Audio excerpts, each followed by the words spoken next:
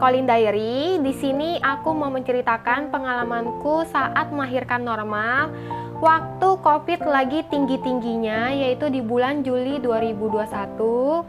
Dan waktu itu COVID-nya lagi varian baru, yaitu tidak lain dan tidak bukan adalah COVID varian Delta. Dan di saat awal kehamilanku, aku sudah bertekad untuk melahirkan secara normal.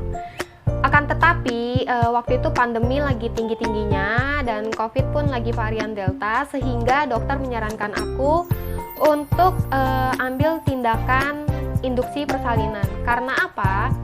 Karena di saat aku mengalami kontraksi alami dan jika si baby sudah mau lahir, akan lebih sulit bagi aku untuk melakukan prosedur awal, yaitu PCR swab.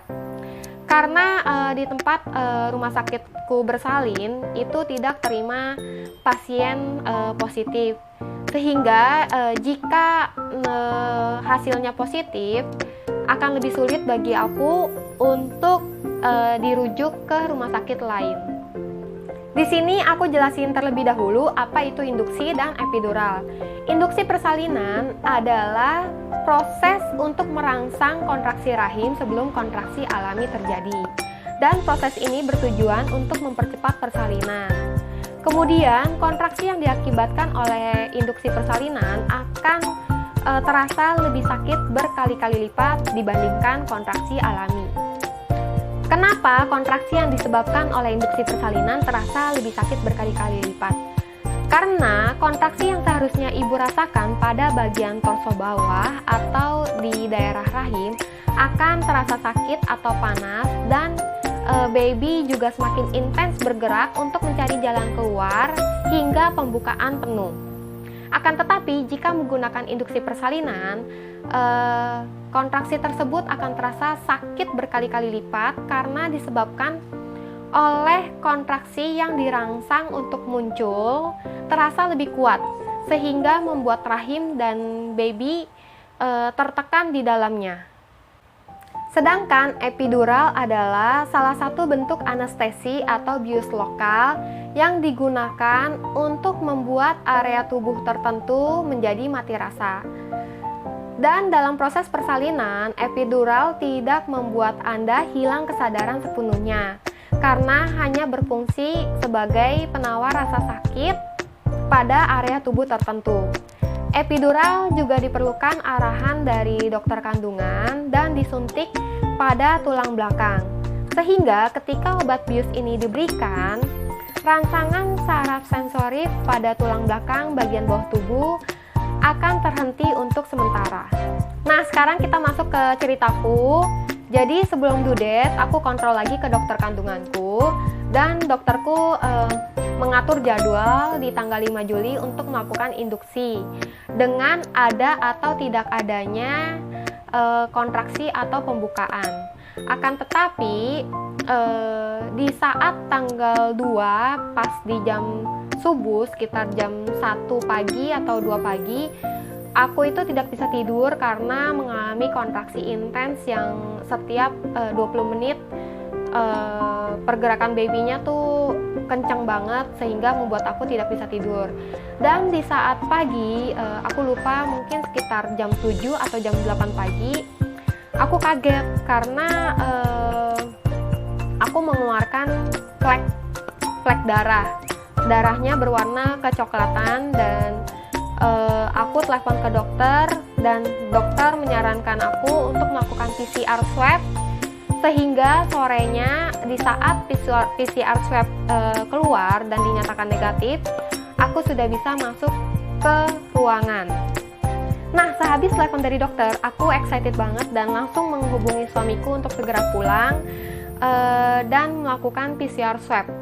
Nah, setelah melakukan PCR swab, ternyata hasil kita berdua itu negatif, dan aku happy banget karena aku bisa langsung masuk ke ruang observasi dulu, ke ruang bersalin untuk direkam jantung si babynya dan dicek pembukaannya. Ternyata aku sudah pembukaan 2. Akan tetapi suster malah menyuruh aku untuk pulang karena pembukaan 2 itu masih jauh ke pembukaan 10.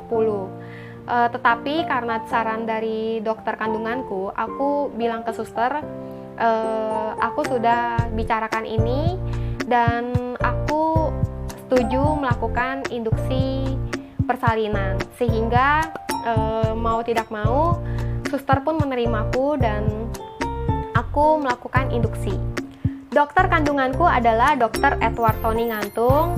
Beliau adalah dokter kandungan terpercaya yang sudah digunakan oleh banyak orang, termasuk digunakan oleh selebgram ataupun artis ternama seperti istrinya Fendi Chow, Stella Cornelia, Eriska Erin, dan masih banyak lainnya lagi. Kalian bisa cek ke Instagramnya yang nanti akan aku taruh di deskripsi box di bawah ini. Dan Dr. Edward Tony ini direkomendasikan oleh teman baikku, teman Korea, yaitu Kim Soyan. Thank you ya Kim Soyan udah rekomendasi dokter ke aku, sehingga aku bisa melahirkan secara normal dan lancar melalui beliau. Nah, akhirnya setelah suster menelpon dengan dokter Edward, aku disarankan untuk rehat sambil diberi induksi dosis kecil, dan saat itu aku hanya boleh ditemani suami hingga jam 10 malam. Setelah itu aku sendirian di ruang itu, dan akhirnya jam 5 pagi suster membangunkan aku untuk diberikan induksi dosis yang lebih lagi dari yang sebelumnya. Di sini aku berdoa sepanjang hari dan berserah pada yang di atas agar persalinan aku dilancarkan dan babyku itu cepat cari jalan keluarnya. Karena dari yang dinyatakan suster, persalinan itu beda-beda tiap orang. Ada yang 6 jam, ada yang 4 jam, bahkan ada yang lewat dari 1 hari. Dan seperti adik kandungku, dia melakukan induksi persalinan pada jam 7 pagi, tetapi pada jam 7 malam dia tidak ada pembukaan, sehingga harus dilakukan cesar. Sebelumnya aku juga sudah banyak cari tahu ke internet ataupun ke teman-temanku yang sudah melakukan persalinan, baik itu normal, cesar, maupun normal dengan induksi. Aku sudah tanya-tanya mereka, dan kebanyakan yang persalinan normal pada bilangnya bisa ditahan rasa sakitnya sampai hingga pembukaan 10. Jadi benar-benar sakitnya itu masih bisa ditahan. Sedangkan yang cesar ya mereka cuman sakit saat pas bangun aja ya, itu cuman kayak nyut-nyutan doang di bagian belekannya. Dan persalinan normal dengan induksi, mereka menyarankan aku untuk langsung cesar. Kenapa? Karena kebanyakan temanku yang melakukan induksi persalinan itu berujung cesar, sehingga mereka menyarankan aku untuk melakukan cesar. Dan ternyata pas aku pembukaan 6 itu tuh bener-bener itu sakitnya kayak kepala tuh mau pecah gitu loh. Jadi aku sampai teriak-teriak. Aku sih nggak nangis ya, tapi aku cuma teriak kayak sus, sakit sus, kayak gitu. Dan itu ditemani oleh suamiku juga pas pagi ya, jam 6 pagi suamiku itu boleh masuk dan dia menemani aku, sehingga pas pembukaan 6 itu sakitnya udah terasa intens. Dan aku minta izin sama suamiku untuk minta cesar, dan akhirnya suster menelepon dokter Edward untuk prosedur cesar. Akan tetapi aku benar-benar berterima kasih kepada dokter Edward. Dokter Edward itu mendukung proses persalinan normalku, sehingga dokter Edward tidak mengizinkan aku untuk cesar. Akan tetapi dia menginfokan aku untuk menggunakan epidural, yaitu salah satu bentuk anestesi tadi ataupun bius lokal. Nah, akhirnya pada pembukaan 6 aku menunggu si epidural ini untuk disuntikan kepada aku untuk mengurangi rasa sakit yang ada. Akan tetapi aku nunggu sekitar 45 menit, epidural itu baru datang dan disuntikan pada tulang belakang aku. Dan saat disuntikan, setelah disuntikan emang rasa sakit itu berkurang hingga aku melahirkan. Itu benar-benar gak gitu terasa sakit. proses pergerakannya itu masih terasa, tapi sakitnya itu yang berkurang. Dan aku sih sempat nyesel juga untuk memakai epidural. Kenapa? Karena di saat epidural itu disuntikan dan aku dicek pembukaan, ternyata aku sudah pembukaan 8, dan dari epidural disuntik itu 15 menit kemudian aku sudah melahirkan. Jadi kayak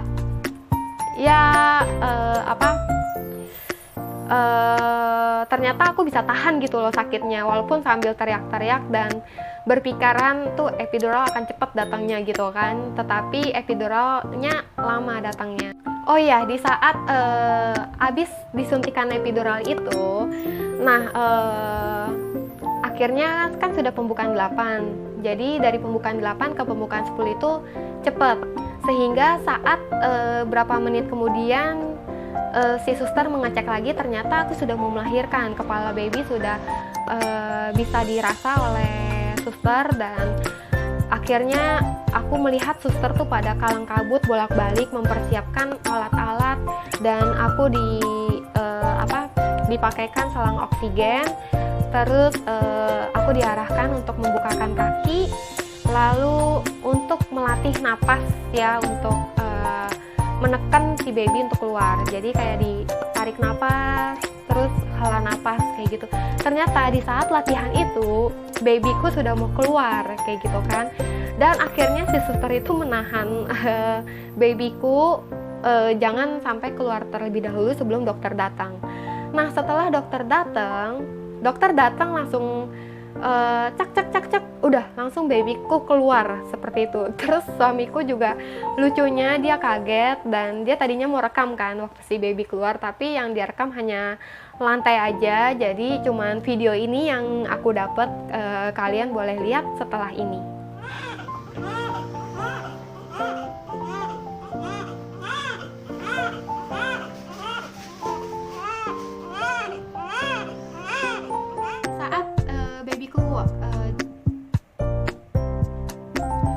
Babyku keluar itu tuh emosi aku campur aduk, jadi kayak senang, terharu dan lain-lainnya, dan aku sampai sempet nangis ya melihat babyku, mendengar suara tangisan babyku, dan aku juga bisa melihat proses-proses di dalam ruang bersalin itu.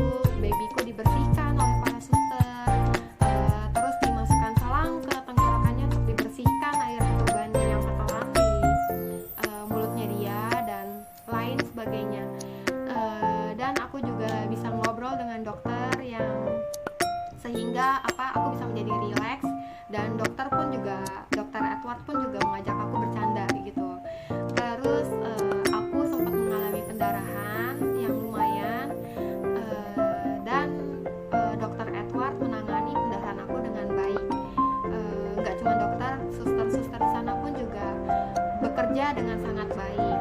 Aku benar-benar berterima kasih banget kepada dokter Edward Tony Ngantung dan para suster di sana. Dan setelah semua proses selesai, aku sempat foto-foto dengan babyku dan dengan dokter. Nah, ini hasil fotonya.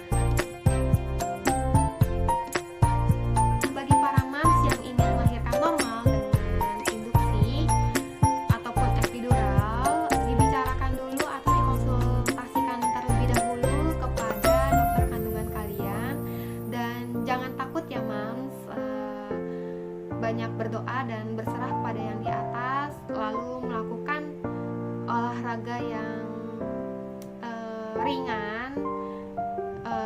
Aku dulu olahraganya yoganya itu kalian bisa lihat di YouTube, yoga untuk persalinan normal. Itu juga ngebantu untuk melahirkan secara normal. Terus jangan takut juga untuk meminta induksi atau epidural ini kepada dokter kandungan kalian. Akan tetapi jika dokter kandungan kalian tidak menyarankan menggunakan induksi atau epidural, sebaiknya diikuti ya mam ya, karena dokter kandungan kalian yang tahu kondisi kandungan kalian.